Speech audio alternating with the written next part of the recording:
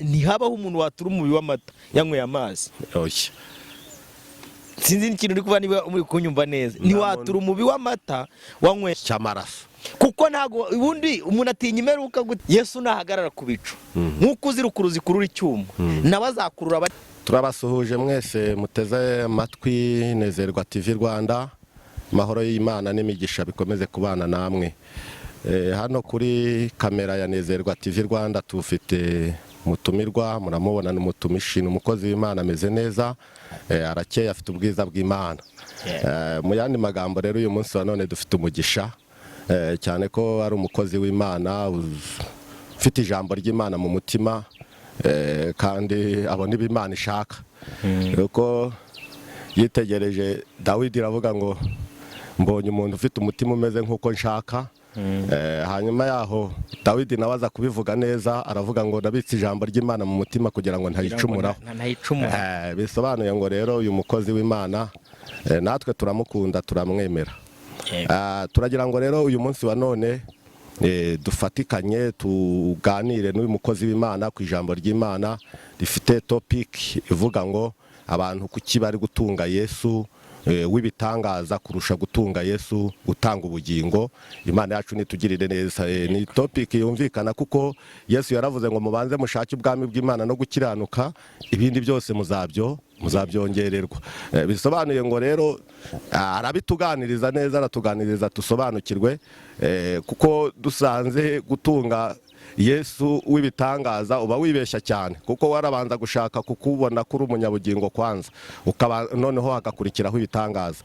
Rero reka tumwakire yibwira abantu bose bateze amatwi Nezerwa TV Rwanda. Noneho namara kubibwira turakomeza tuganira. Ndabashuje neza nshuti bakunzi bacu. Nubwa mbere ngeze kuri Nezerwa TV, ariko harimo abantu bashobora kumbona akabanzi kuko nkunda kuba mu buzima bw'itangazamakuru cyane. Ndi umunyamakuru, nitwa Ev.Robert. Mu buzima bwo mu isi cyangwa se bwo kwa Adamu wa kera. Iyo tuvuze Adamu wa kera ni uyu w'inyama n'amaraso babona kuri kamera yanyu. Rero nkora umwuga w'itangazamakuru, muri no misi niwo mwuga ndi gukora. Hanyuma mu bwami bw'Imana ikintu nkora ni uguhuza Imana n'abantu. Niwo murimo Yesu yaduhaye. Umurobyi. Yes. Waruvuze ijambo ryiza, uravuga ngo yarababwiye ngo mbere ya byose mubanze mushaka ubugingo, nibwo bufite agaciro.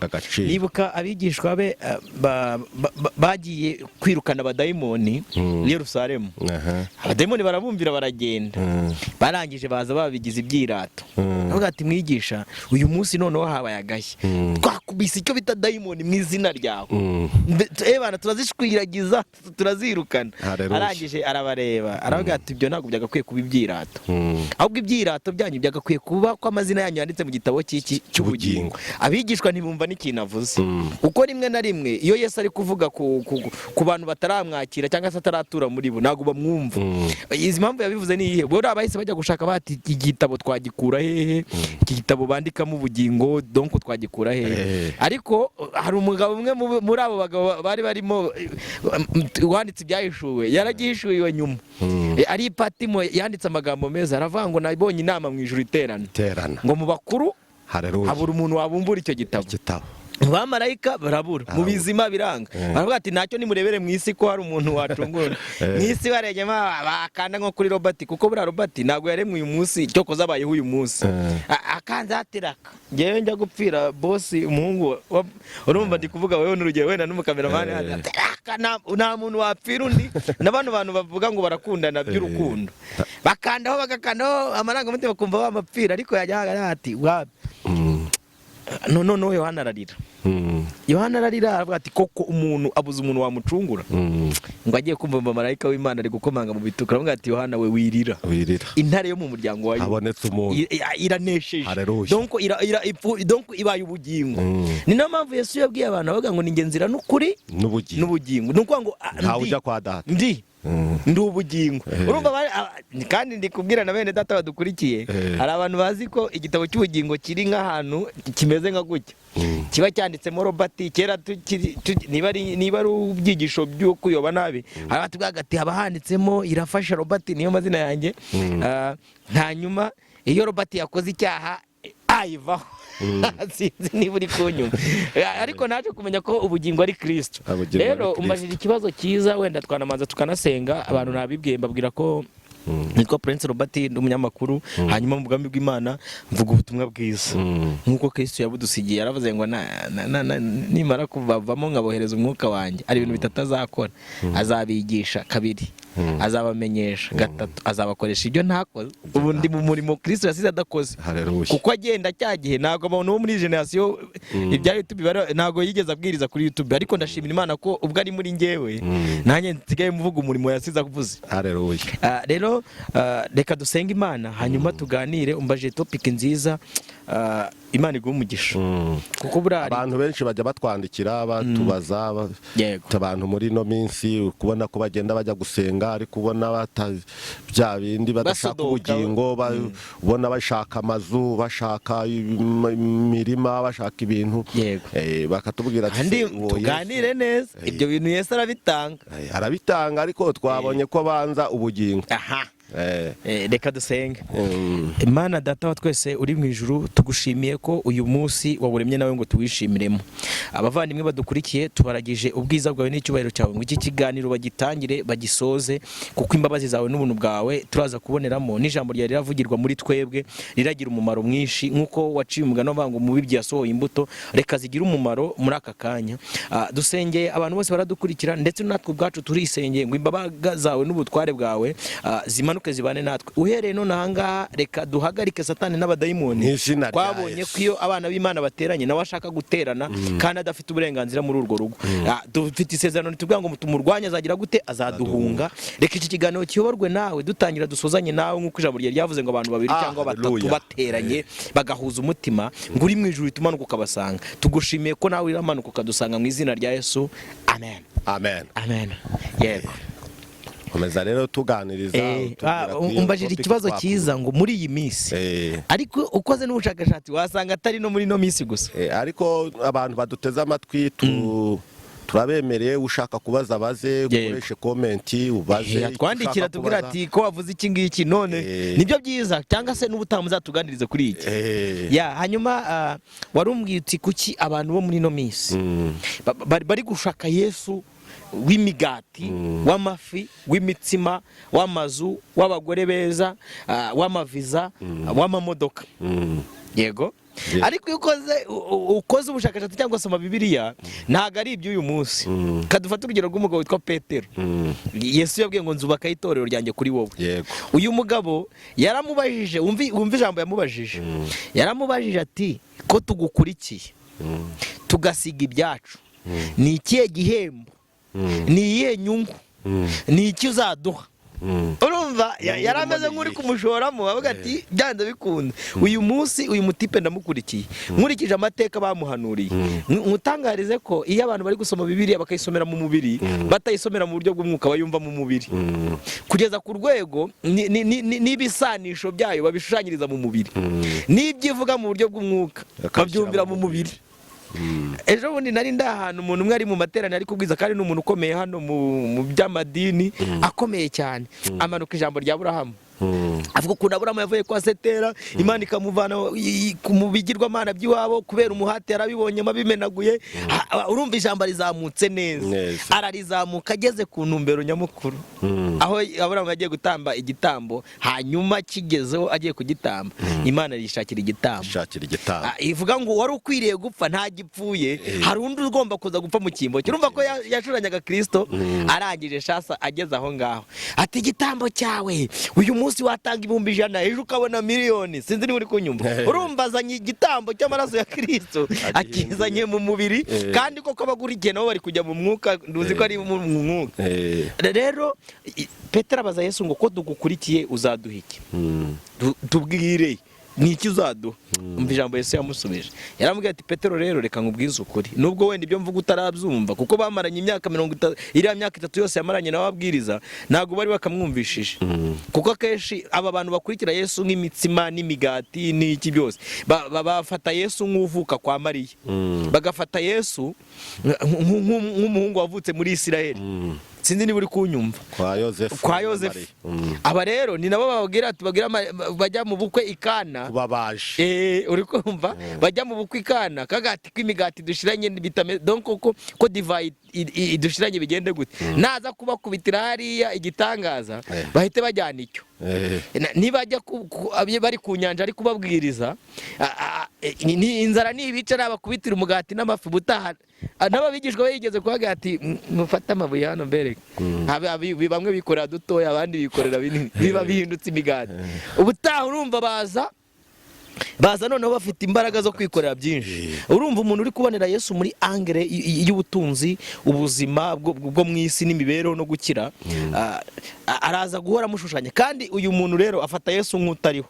Urugero rwa hafi, niba Robert ndi gufata Yesu nk'utanga inzu, akaba yarampaye inzu y'igitwe kimwe muri Kigali, ningera kuri niyo nzima ufite kadasiteri, ndabona ko Yesu wanjye ari muto ya paraporo niyo nzima. Sinzi niba uri kunyumva, kuko umuntu ufata Yesu nk'utanga ubutunzi ahora yigereranya n'abandi. Uyu munsi nta nubwo, kandi kamera ya muntu ntijya inyurwa. Urumva Yesu uri ukurimo ntazakunyura n'umunsi n'umwe, ariko turashimira Imana ko dukwiriye gutunga Yesu utanga ubuzima, ku buryo ubu buzima, reka nguhe urugero rwawe kugira ngo ubyumve neza. Iyo umuntu ari gushima Imana ko Imana yamuhaye ubuzima buri muri Kristo Yesu, burimo n'amahoro, ku myaka yanjye mfite uyu munsi ndi gushima Imana ko yampaye ubugingo buhoraho. Ningira no mu myaka 36, nkagira no mu myaka 46, nkagira no muri 60, nzaba ndi gushima. Urumva ishimwe ryanjye ntago rinkoze isoni, n'uyu munsi iracyari ishimwe rikomeye ndetse ku rwego rwo hejuru. Ariko bihabanye n'umuntu uri gushima Imana uyu munsi ko Imana yamuhaye umugore mwiza w'isura nziza. Yego, ejo bundi nawe yatangiye kugira iminkanyari, iryo shimwe rizagukoza isoni. Noneho muri no minsi Satani yaza, kuko burya n'urugo ni umugambi w'Imana, wenda tuzabiganira ubutaha. Noneho ubu yazanyemo systeme zo gutandukanya ingo. Ibaze rero Robert uri gushima Imana mu rusengero ati Imana yampaye umugore mwiza kurusha abandi bose, kuwa gatandatu dutangiye gukorana mu matwi. Urumva iryo shimwe risa nk'iri kudukoza isoni. Ariko si uko Yesu atabikora, kandi Yesu ntatanga ishimwe rizakoza umuntu. Ntago Yesu yaguha ishimwe rigukoza isoni. Urumva ko nk'uko yabwiye abigisha bwa ati ibyo bintu mwirata mubyihorere, mumanze murebe ko amazina yanyu yanditse mu gitabo cy'ubugingo, kuko nimusanga yanditse mu gitabo cy'ubugingo ibyo murakora biraruta ibyo mwakoze. Ubundi nabonye abantu muri no minsi bagendana na Yesu batamuzi. Voilà, rimwe banamuvuga batamuzi, kuko ari ikiganiro mperutse kuganiriza abantu, wenda uzacyumva. Vuga ngo Yesu agendana n'abantu batamuzi, kuko hari abazi ko ashobora gukiza uburwayi ariko atazi uwapfuye. Hari abazi ko ashobora kubaka akazu gato atakubaka etaje. Nega nasomye ijambo ry'Imana ryo rivuga ngo nitukarebere Yesu mu bugufi bw'ibitekerezo byacu, dukwiye kumurebera nuko ari hejuru y'ibintu byose. Ari hejuru y'ibintu. Wenda iki kiganiro kiba kiri bumara iminota 10. Kuko Mariya na Marita nabo bakundaga Yesu, ariko uko bamufataga siko yari. Ntago yarari. Kuko Lazaro amaze gupfa, Yesu ageze baramubwira ati yoza kubimenya ukaza mbere akigwaye. Urumva urwego rw'imitekerereze yabo ntihabaho umuntu watura umubi w'amata yanyweye amazi. Sinzi n'ikintu uri kuba niba muri kunyumva neza, ntiwatura umubi w'amata wanyweye amazi. Bisaba ko nibura mbere yuko ujya gutura umubi tumenye icyo wanyweye, nuko icyo kintu kiba cyageze indani muri systeme. Niko n'abari muri Yesu rero bameze. Yesu utanga ubuzima, atanga ubuzima. Uzumva baririmbye rimwe bajyaga buzura umwuka wera, batunze Yesu w'ubuzima n'ubugingo kurenza gutunga Yesu w'imigati. Bajyaga bakaririmba bakavuga ngo kubaho ni Kristo, no gupfa ni inyungu ku mukristo nyawe. Uri kumva? Abandi bakaririmba ngo ndetse n'umwana muto yuzi gusenga Imana ngo ntago ajya agira ubwoba, gafashwa no gusenga. Uzi ikintu gituma abantu bagira ubwoba? Buriya reka nsoze wenda mvuga aka kantu kamwe. Iyo hari ukuntu njya nganira n'umuntu nkumva afite ubwoba ngo kuzarimbuka, cyangwa ubwoba bw'imperuka, cyangwa ubwa Antikristo, muri no minsi niyo bigeze ngo 636. Ubundi umuntu atinya ishyamba atari ko ritinya, ahubwo batinya icyo yahuriyemo naryo. Iyo utinya ikimenyetso cya 636 ni ikimenyetso kikwereka ko udafite ikimenyetso cy'amaraso. Kuko ntago ubundi umuntu atinya imperuka gute atenda kuzaba mu buzima bw'imperuka. Urabyumva Robert, nubwo turimo gusoza, wenda usomye inkuru z'Abisiraheli bajya kuva mu gihugu cya Egiputa, hari ikintu cyanyuma Imana yakoze, ubwo yabwiye Abisiraheli ababwira ati mubaje umwana w'intama. amaraso y'uwo mwana mushyire ku nkomangizo z'amarembo, ku nkomanyirizo z'imiryango. Yego. Imana yacu tugirire neza, kuko marayika araza kuhaca, marayika murimbuzi Yego. araza kuhaca, aho asanga amaraso, ikimenyetso cy'amaraso ntabwo ari bwinjire. none se tura Imana igumugisha turi aho ngaho, wibwira ko umuntu wasize ikimenyetso cy'amaraso ku marembo afite ubwoba bw'uko imfura yiri bupfe na mu gitondo arabyutsa? None se uragira iki? Umuntu dukurikiye mwumve neza iri jambo, umuntu agira ubwoba bwo kuzarimbuka kuko azarimbuka. Umuntu agira ubwoba bw'umubare 336 nk'ikimenyetso kuko adafite ikimenyetso. Bibiliya itubwira neza ngo abanjye mine donc abanjye nabaciye imanzi mu kiganza. Kabiri, mbafite mu kiganza, nta muntu wabapfupfunyiramo. Gatatu, bafite ikimenyetso cy'amaraso ku ruhanga rwabo.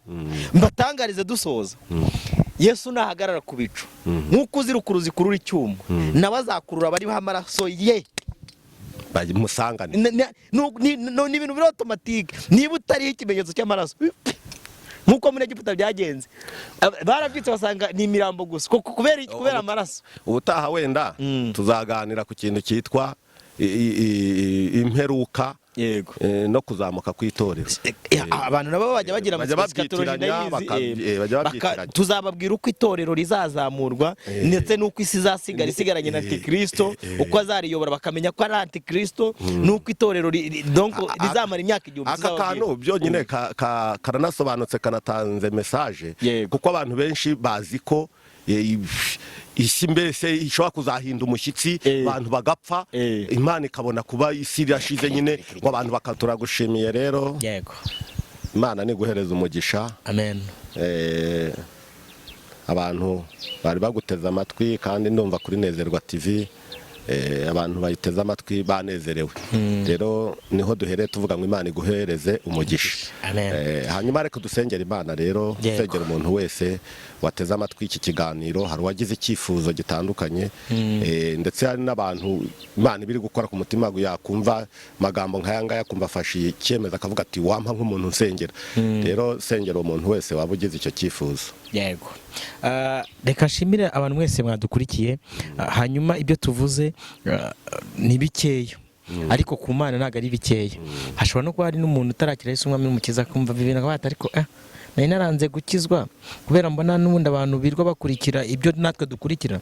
Mbona abantu bakurikira Yesu w'imigati n'imitsima, ubu usanga n'ubundi abo mu isi nabo ntacyo bataniyeho, kuko n'ubundi ibyo baba birukanka nabo nibyo birwa birukankamo. Umuntu kukubwira ngo Imana yaguhaye umugisha kubera ko yakubakiye inzu, nawe akabona yarayubatse, yabasenga iki? Imana ibamugisha. Reka dusenge. Data wa twese turagushimiye ko abanye natwe, twagusabye tugitangira ngo ubane natwe, nkuko ijambo ryawe rivuga ngo tugusabe uzaduha. Tugushimiye ko dusoje amahoro, izina ryawe nihabwe icyubahiro, kandi tukweretse umuntu wese urakuri iki kiganiro umuha imbaraga yo kumva icyo tuvuze mu izina rya Yesu Kristo. Reka uburinzi bwawe bugumye gukurinda Nezerwa TV, ndetse n'abakomeza kuhanezererwa. Imbabazi zawe zidutwikire none n'iteka ryose. Amen. Amen.